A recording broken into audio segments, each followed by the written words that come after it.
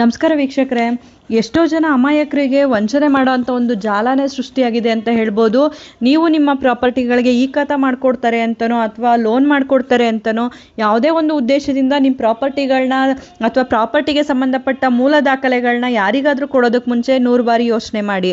ಯಾವುದೇ ಒಂದು ದಾಖಲೆಗಳ ಒರಿಜಿನಲ್ ಪ್ರತಿ ಏನಿರುತ್ತೆ ಅದು ಎಲ್ಲ ಕಡೆಯೂ ಬಳಸೋವಂಥ ಅವಶ್ಯಕತೆ ಇರೋದೇ ಇಲ್ಲ.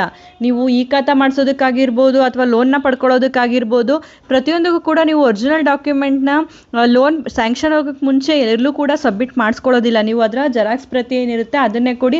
ಲೋನ್ ಸ್ಯಾಂಕ್ಷನ್ ಆದಾಗ ನೀವು ಬ್ಯಾಂಕಿಗೆ ರಿಜಿಸ್ಟರ್ ಆದ ನಂತರ ರಿಜಿಸ್ಟರ್ ಸಮಯದಲ್ಲಿ ನೀವು ಒಂದು ಡಾಕ್ಯುಮೆಂಟ್ನ ಪ್ರೊಡ್ಯೂಸ್ ಮಾಡಬೇಕಾಗುತ್ತೆ ಹೊರತು ಯಾವುದೇ ಒಂದು ಒರಿಜಿನಲ್ ಡಾಕ್ಯುಮೆಂಟ್ನ ಯಾವುದೇ ವ್ಯಕ್ತಿಗಳಿಗಾಗಲಿ ಅಥವಾ ಯಾವುದೇ ಒಬ್ಬರು ಬ್ರೋಕರ್ಸ್ಗಳಿಗಾಗಲಿ ಕೊಡೋ ಅವಶ್ಯಕತೆ ಇಲ್ಲ. ಲೋನ್ ವಿಚಾರಕ್ಕಾಗಿ ಒಂದು ಡಾಕ್ಯುಮೆಂಟ್ಗಳನ್ನ ಕೊಟ್ಟರು, ಅಲ್ಲಿ ಅವ್ರಿಗೆ ಲೋನ್ ಮಾಡ್ತಾ ಇದ್ದಾರೆ, ಲೋನ್ ಪ್ರೊಸೀಡಿಂಗ್ಸ್ ನಡೀತಾ ಇದೆ ಅಂತ ಹೇಳಿ ಅವ್ರಿಗೆ ಗೊತ್ತಿಲ್ಲದೇ ಅದೊಂದು ಸೇಲ್ ಡೀಡ್ಗಳನ್ನ ಮಾಡ್ಕೊಳ್ಳೋ ಅಂಥ ಒಂದು ಜಾಲ ಕೂಡ ಸೃಷ್ಟಿಯಾಗ್ತಾ ಇದೆ. ನಾವೆಷ್ಟು ಅಮಾಯಕರಾಗಿ ಯಾರನ್ನಾದರೂ ನಂಬ್ತಾ ಇರ್ತೀವೋ ಅಷ್ಟೇ ಮೋಸ ಮಾಡೋರು ಕೂಡ ಜಾಗೃತರಾಗ್ತಾ ಇರ್ತಾರೆ. ಆದ್ದರಿಂದ ಯಾವುದೇ ಒಂದು ದಾಖಲೆಗಳನ್ನ ಯಾರಿಗಾದರೂ ಕೊಡೋದಕ್ಕೆ ಮುಂಚೆ ಎಚ್ಚರವಾಗಿರಿ. ಈ ಮತ್ತೊಂದು ಪ್ರಶ್ನೆ ಬಂದಿರೋದು ಇತ್ತೀಚೆಗೆ ಆಗ್ತಾ ಇರೋವಂಥದ್ದು, ಕೆಲವೊಬ್ಬರು ಈ ಖಾತಾ ಇವಾಗ ಬಿಡ್ತಾ ಇದ್ದಾರೆ, ಈ ಖಾತಾ ಮಾಡ್ತಾ ಇದ್ದಾರೆ ಅನ್ನೋದಕ್ಕೋಸ್ಕರ ಔಟ್ ಆಫ್ ಸ್ಟೇಷನ್ ಇರೋವಂಥವ್ರು ಅಥವಾ ಅನಾರೋಗ್ಯದಲ್ಲಿ ಇರೋವಂಥವ್ರು GPAಗಳನ್ನ ಮಾಡ್ಕೊಡ್ತಾ ಇದ್ದಾರೆ ಈ ಖಾತಾವನ್ನ ಮಾಡಿಸೋ ಉದ್ದೇಶಕ್ಕೆ.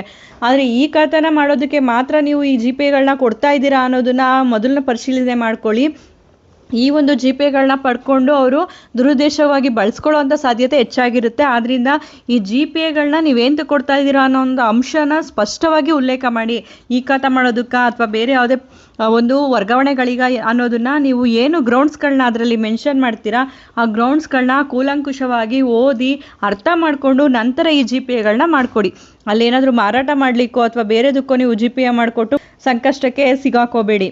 ಆದ್ದರಿಂದ ಯಾರಿಗೂ ಕೂಡ ಒರಿಜಿನಲ್ ಡಾಕ್ಯುಮೆಂಟ್ಗಳನ್ನ ಕೊಡೋದು ಅಥವಾ ನೀವು ಓದಲಿಕ್ಕೆ ಬರಲಿಕ್ಕೆ ಬರದೇ ಇದ್ದಂಥ ಸಂದರ್ಭದಲ್ಲಿ ಯಾವುದೇ ಒಂದು ರಿಜಿಸ್ಟರ್ ಆಫೀಸ್ಗಳಿಗೆ ನಿಮ್ಮನ್ನ ಕರ್ಕೊಂಡೋಗಿ ಯಾವುದೇ ಡಾಕ್ಯುಮೆಂಟ್ಗಳನ್ನ ರೆಡಿ ಮಾಡಿಸ್ತಾ ಇದ್ದಾರೆ ಅಂದಾಗ ನಿಮ್ಮ ಜೊತೆಲಿ ಯಾರು ಓದಿರೋ ಅಂಥವ್ರನ್ನ ಕರ್ಕೊಂಡೋಗಿ ಅವರಿಂದ ಅದನ್ನು ಓದಿಸಿ ಡಾಕ್ಯುಮೆಂಟ್ಗಳು ಕರೆಕ್ಟಾಗಿದೆ ಅಂತ ಹೇಳಿದಾಗ ನೀವು ಅದನ್ನು ಸೈನ್ ಮಾಡಿಕೊಡಿ. ಯಾವ ಡಾಕ್ಯುಮೆಂಟ್ ಮಾಡಿಸ್ತಾ ಇದ್ದೀರಾ ಅನ್ನೋದನ್ನ ಸ್ಪಷ್ಟವಾಗಿ ಓದಿ ತಿಳ್ಕೊಂಡು ನಂತರ ಸೈನ್ ಮಾಡಿಕೊಡಿ. ನಿಮ್ಮ ಆಸ್ತಿಯನ್ನು ನೀವೇ ಕೈಯಾರೆ ಕಳ್ಕೋಬೇಡಿ.